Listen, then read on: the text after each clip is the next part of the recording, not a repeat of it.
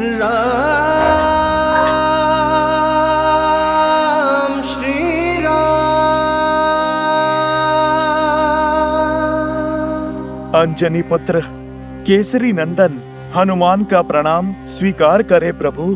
श्री गुरु चरण सरोज रज निज मनु मुकुरु सुधारी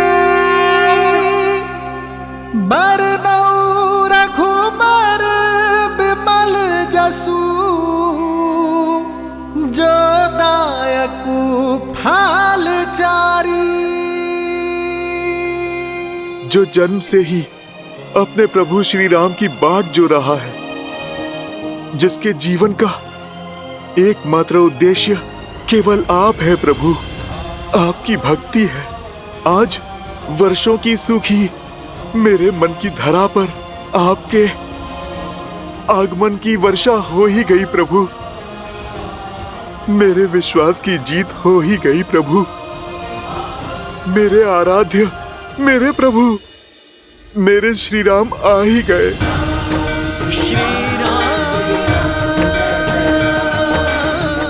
उठो हनुमान। हनुमान का स्थान चरणों में नहीं, राम के हृदय में है।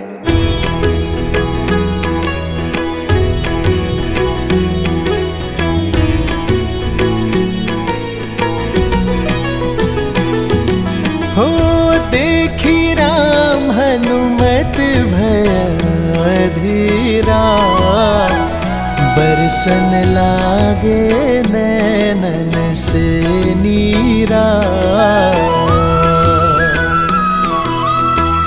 तुम समान मम भक्त न दूजा हृदय लगाए कि हे प्रभु पूजा।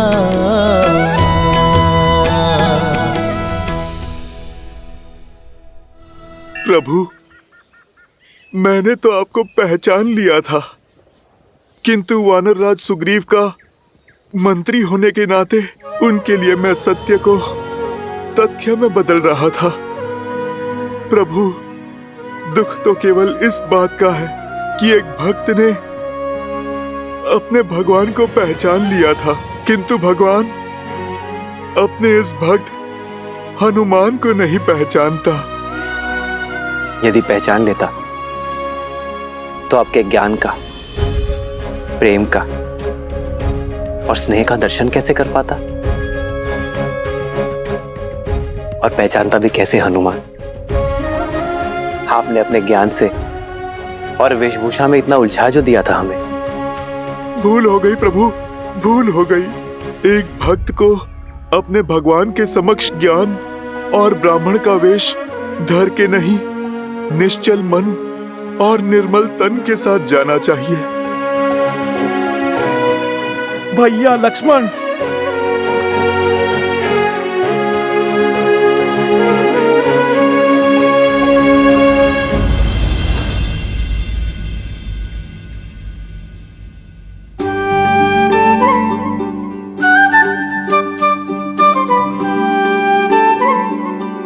श्री राम प्रणाम।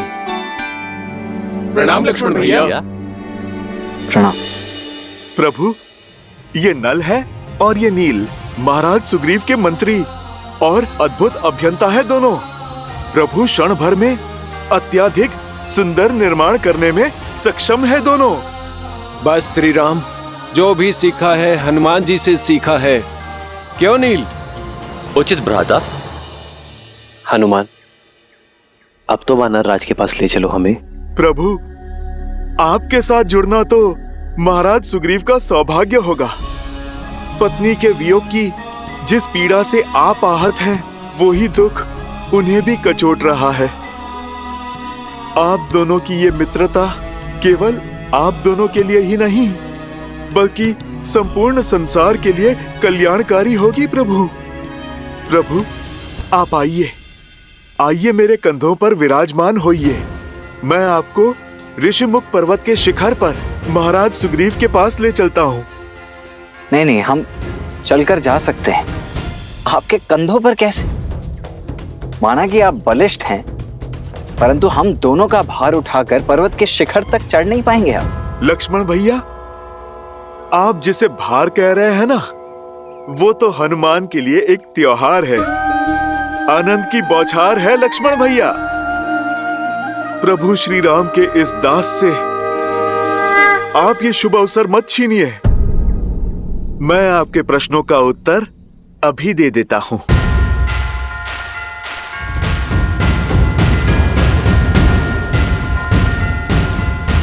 जय श्री राम।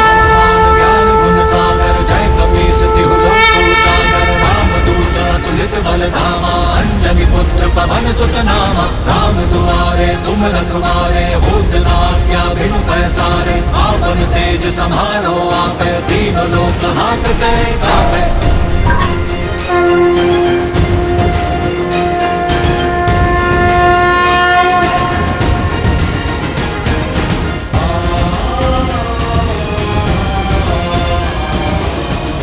आओ लक्ष्मण।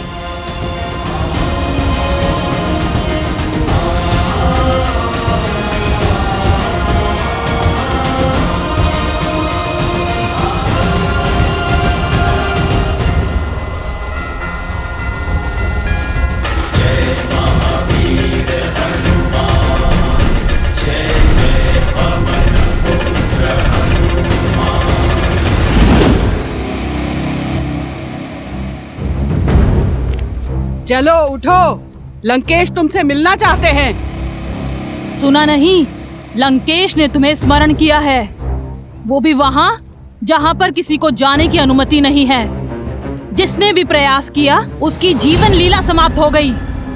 यदि मिलना है तो यहाँ आ जाए, मैं कहीं नहीं जाऊंगी। बंदी होकर भी इतना अभिमान, इतना अहंकार? मत भूलो कि लंकेश की दया पर अब तक जीवित हो। भय का चिन्ह तक नहीं दिखाई दे रहा है मुख पर।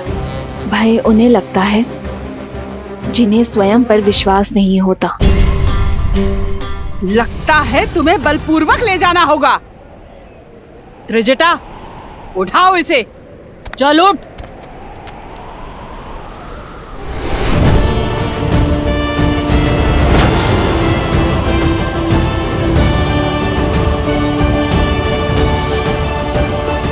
मैं तुम्हें क्षति नहीं पहुंचाना चाहती हूँ।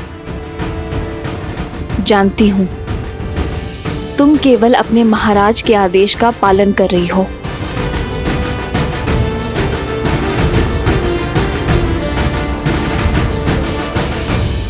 चलो।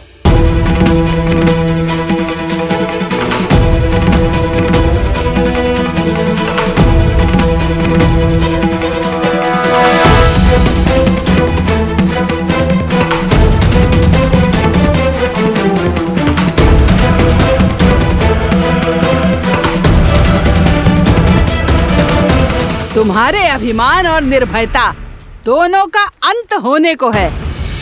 जहां लंकेश के अतिरिक्त आज तक कोई नहीं गया, उस मायावी स्थान से तुम्हारा बुलावा आना शुभ नहीं है। तुम्हें तनिक अंतिम बार देख तो लूं।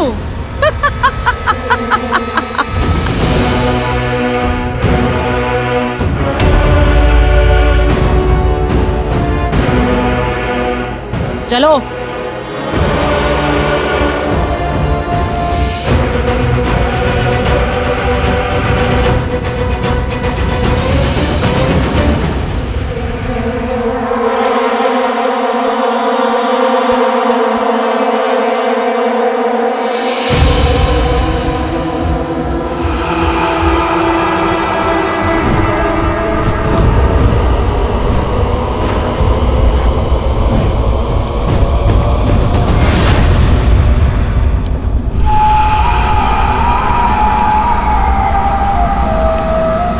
यहाँ से आगे तो हमें भी जाने की आज्ञा नहीं है।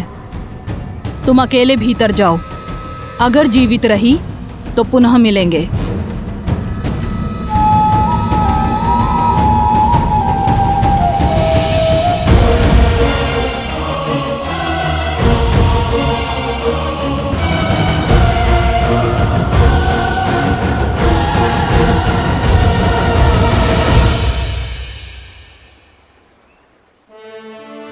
प्रणाम महाराज सुग्रीव।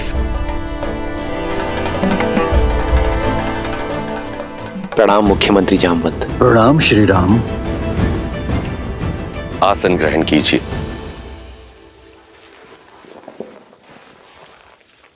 कहिए श्री राम, इस घनघोर वन में मुझे ढूंढते हुए कैसे आना हुआ? निर्वासित हूं, सैन्यहीन हूं, परंतु जो भी बन पड़ा मैं अवश्य करूंगा। हमें गंधर्व धनु और माता शबरी ने बताया कि आप ही हमारी सहायता कर सकते हैं। मैं? परंतु संकट क्या है?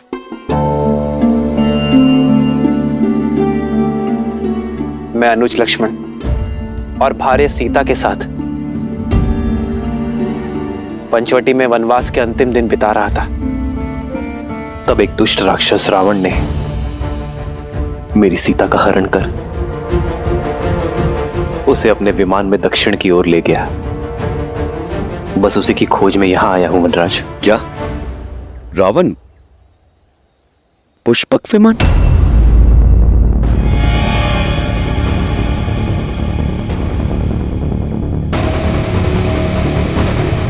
क्या हुआ वानरराज? आप अचानक मौन हो गए। आपकी चिंता का कारण जान सकता हूं? श्री राम, मेरे पास कुछ है जो मैं आपको दिखाना चाहता हूं। हनुमान,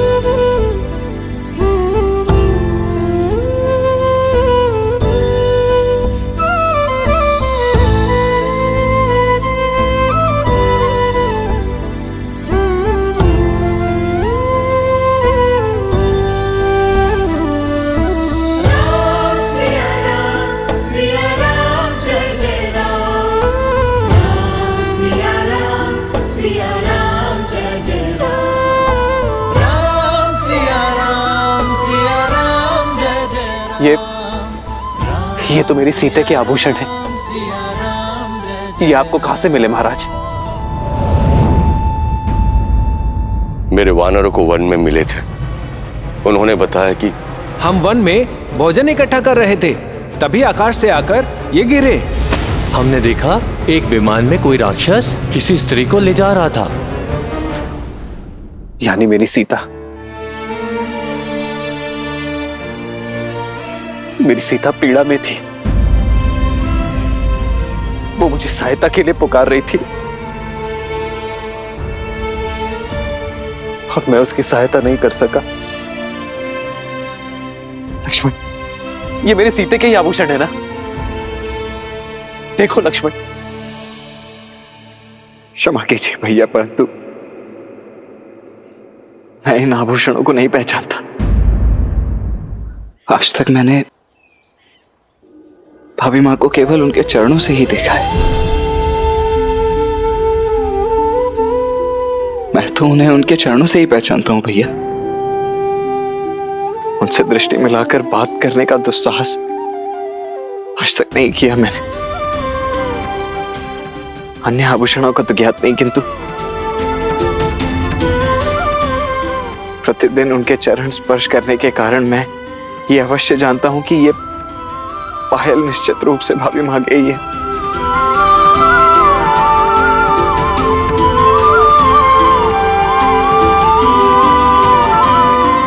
मैं आपकी पीड़ा समझ सकता हूं।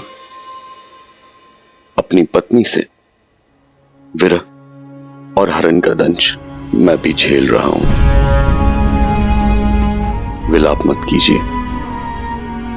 कदाचित नियति ने हमारे पथ किसी उद्देश्य से ही मिलाए हैं।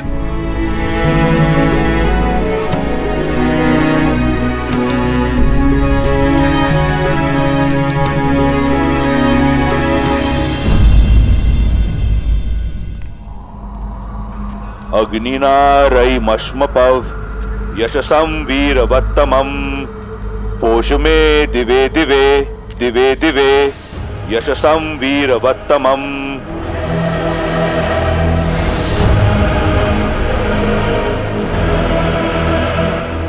मेरे ज्ञान के गर्भगृह में स्वागत है तुम्हारा। आओ बैठो।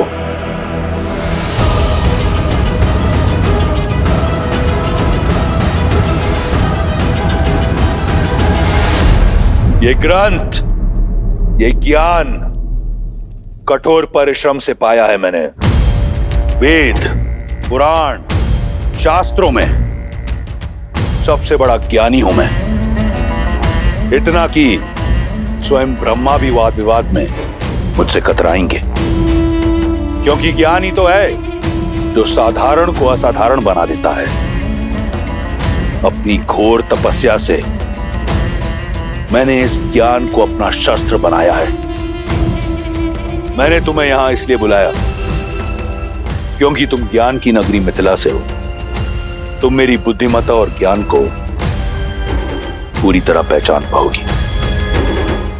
अब बताओ, क्या है तुम्हारे राम में इतना ज्ञान? मेरे इस ज्ञान के सागर के समक्ष क्या मात्र एक बूंद ज्ञान है तुम्हारे उस वनवासी के पास? क्या नहीं हूं मैं उस वनवासी से श्रेष्ठ?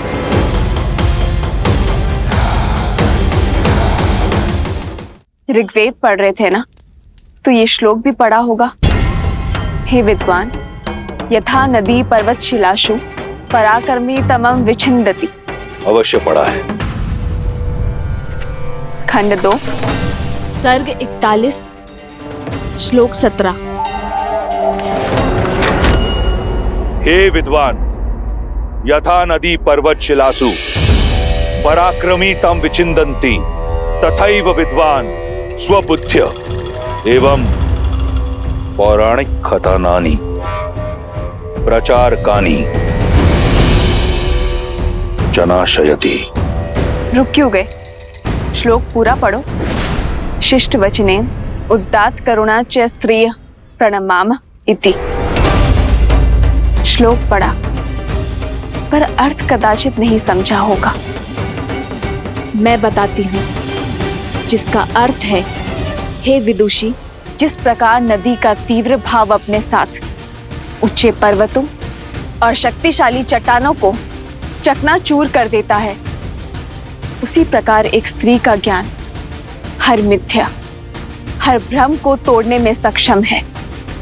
हमें अपने करुण भावों और आचरण से ऐसी स्त्रियों के सामने नतमस्तक होना चाहिए।